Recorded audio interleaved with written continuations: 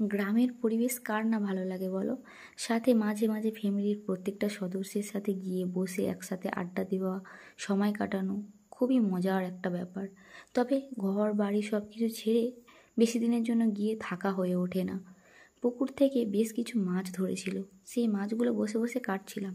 কিছুটা মাছ ধোয়ার জন্য নিয়ে চলে গিয়েছে, আর আমি কিছুটা মাছ বসে বসে কাটছিলাম। মাছগুলো খুব ছোট ছোট দেখতে, তবে খুব টেস্টি আর স্বাস্থ্যকর। দেখো কত ছোট ছোট মাছ। তবে বাজারে পাওয়া যায় এই মৌটি মাছগুলো আরও অনেক ছোট ছোট। তবে আমি কিন্তু বলে দিয়েছি, এই ছোট্ট ছোট্ট সজনে ডাঁটা গাছ থেকে পাড়া হয়েছে, এটা দিয়ে পুকুরের এই জ্যান্ত মাছের ঝোল করতে। আর মাছ ভাজা পাতে যদি পড়ে ভাতের সঙ্গে, কেমন লাগে তোমরাই বলে দাও। রান্না কিন্তু এখনো কমপ্লিট হয়নি। একটু ভাত, ভাজা মাছ আর কাঁচা লঙ্কা নিয়ে বসে পড়েছি দু এক গাল খাওয়ার জন্য। জানো তো, সুখের কোনো স্থায়ী ঠিকানা হয় না। মেয়েটার হঠাৎ শরীর খারাপ হয়ে যায়, তাড়াহুড়ো করে বেরিয়ে আসি ডাক্তার দেখাতে।